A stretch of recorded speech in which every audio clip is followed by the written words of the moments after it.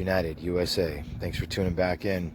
So I want to make this video because I want to point out the obvious. Who's really running the United States? In case you didn't know it, Joe Biden is the President of the United States in name only. Someone else is running the White House. Barack Obama, maybe? Come along with me and see if what I say makes sense. Now, from the beginning of his campaign, we knew he wasn't right. We kept asking ourselves, what was wrong with him? He was clearly confused, saying crazy things. No man has a right to raise a hand to a woman in anger other than in self-defense, and that's rarely ever occurs. And so we have to just change the culture, period, and keep punching at it and punching at it. Got hairy legs that turn blonde in the sun, and the kids used to come up and reach in the pool and rub my leg down. Corn Pop was a bad dude, and he ran a bunch of bad boys. Play the radio. Make sure make sure you have the record player on at night. We couldn't ask questions because they kept pulling him back behind the COVID curtain as if they were hiding something. At the same time that President Trump was campaigning around the clock, Joe Biden was hunkered down under the COVID storm, at least until the inquiries passed. But even then, he was often unaware of where he was or where he was going. How are your meetings going in Cornwall, Mr. President? I beg your pardon? How are your meetings going here in Cornwall? Very well. Come on. Pay attention.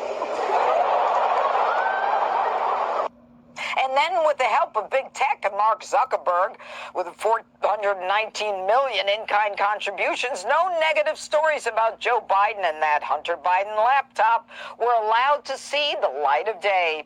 And Joe Biden became the President of the United States. To continue the charade, the White House built a fake Oval Office for Joe Biden in the Eisenhower Executive Office Building. They say it's bigger and provides an area for journalists. Why? Biden doesn't take questions from them.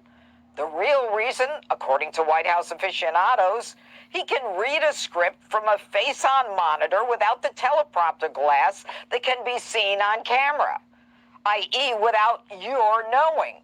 As long as he can read, he doesn't have to think, which in itself proves his ineptitude over and over again. And as onlookers, we struggle.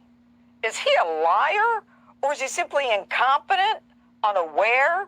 He says one thing and then does another. No, I don't think it should be mandatory. I wouldn't demand to be mandatory, but I would do everything in my power. Just like I don't think masks have to be made mandatory nationwide. If there's American citizens left, we're going to stay till we get them all out. And then he reverses himself by simply lying and saying he never said that or was never told things like essential troop information by his military, each of which contradicted him. Your military advisors did not tell you, no, we should just keep 2,500 troops. It's been a stable situation for the last several years. We can do that. We can continue to do that.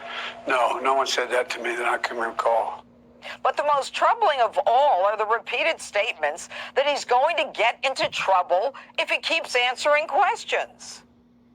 Sorry, I'm going to get in trouble with staff if I don't do this the right way. I apologize. I'm going to get in trouble. No president in United States history has ever spoken like this. What are we supposed to conclude when the most powerful man in the free world says that someone will reprimand him if he doesn't do what they tell him to do? Is someone else in charge?